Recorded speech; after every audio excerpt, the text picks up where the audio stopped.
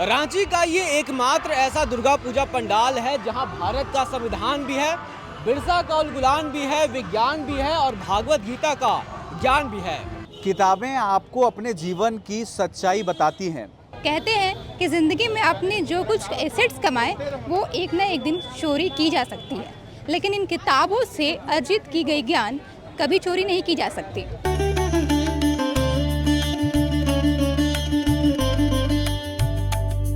तो पंडाल बहुत देखा आपने, लेकिन दुर्गा पूजा में जिस आध्यात्मिक माहौल का तलाश है उस माहौल को अंगीकार किया है श्री दुर्गा पूजा एवं रावण दहन समिति अरगोड़ा की इस समिति ने, जहां पर आप देखेंगे कि इस पंडाल में किताबों का ही आवरण आपको दिखेगा कि एक से बढ़कर एक किताब। और मैं किताबों से बता दूं तो 21,000 किताबों से मिलकर के पूरे पंडाल को बनाया गया है। मैं अंदर आ चुका हूँ, अंदर में एक अलग ही माहौल है क्योंकि चारों तरफ एक लाइब्रेरी की अनुभूति हो रही है। और जैसे लाइब्रेरी में किताबें ही किताबें होती हैं, यहाँ पर माँ दुर्गा के स्वरूप को स्थापित करने के लिए केवल किताबों का ही आवरण यहाँ पर प्रस्तुत किया गया है। आप लोग कहाँ से आए हैं? एकता नगर से है। कैसा लगा ये पंडाल? बहुत अच्छा लग रहा है। रांची में पहली बार ऐसा पंडाल बना हुआ है जो एक मैसेज दे रहा है किताबों का। क्या कहना चाहेंगे दर्शकों के लिए? बस ऐसा ही प्रदर्शनी होना चाहिए ताकि लोगों को किताब के माध्यम से जागरूक हो सके। मिले। तो किताबें ऐसे भी जादू होती हैं जो मानव जीवन को परिवर्तित कर देती हैं। और अंकल का भी कहना बिल्कुल जायज़ था कि ऐसा ही पंडाल होना चाहिए जहां से लोगों को ज्ञान मिले।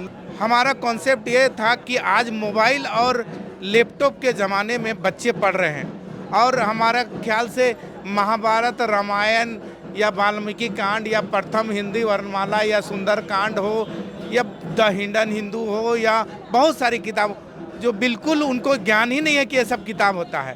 तो हमने 2 दिन गौर किया है। हम जब अपने निकास द्वार पे बैठते हैं तो हजारों लोगों ने हम लोगों को शाबाशी दे के किया कि ये कॉन्सेप्ट आपने ला के मन जीत लिया करके। सबसे ज़्यादा तो युवा वर्ग खींच रहे हैं और जानने की एगो प्रभाव उनके ऊपर हमने डाला कि ये आप किताब खरीदो।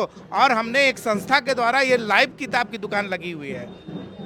कहीं से आए हैं, इस्कॉन वाले हैं, लगाए हुए लाइव किताब भी रात में मिल रही है। ये हमने एक युवा वर्ग में प्रभाव डालने का प्रयास किया जो कि हम लोग सफल भी हुए। लोग आ रहे हैं, नॉलेजेबल किताबों के टाइटल को देख रहे हैं और वो आकर्षित भी हो रहे हैं और प्रेरित भी हो रहे हैं।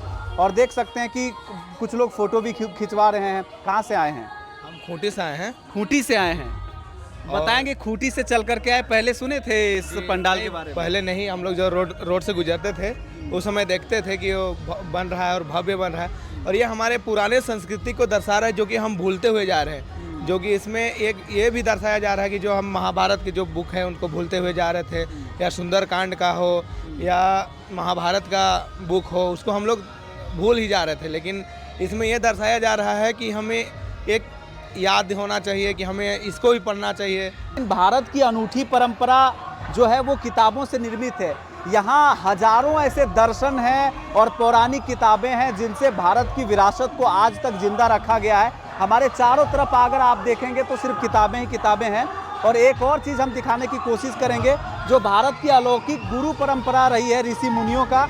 यहाँ पर ऋषि मुनि किस तरह से ज्ञान दिया करते थे, उस ज्ञान के आवरण को भी दिखाया गया है, माहौल को दिखाया गया है। और एक सबसे बड़ा भगवत गीता, क्योंकि हिंदू धर्म के लिए अगर कहें तो भगवत गीता को सबसे बड़ा धार्मिक ग्रंथ माना जाता है। उसकी एक पीछे हमारी कल्पना देख सकते हैं। तो आपको कैसी लगी ये वीडियो ज़रूर कमेंट करके बताएं, जिसमें झारखंड की बिरसा का उलगुलान शामिल है, पढ़ने वाला विज्ञान शामिल है टेक्नोलॉजी का, और भारत का संविधान भी शामिल है। मेरा नाम है रवि भास्कर और आप देख रहे हैं ओंकार झारखंड। नमस्कार।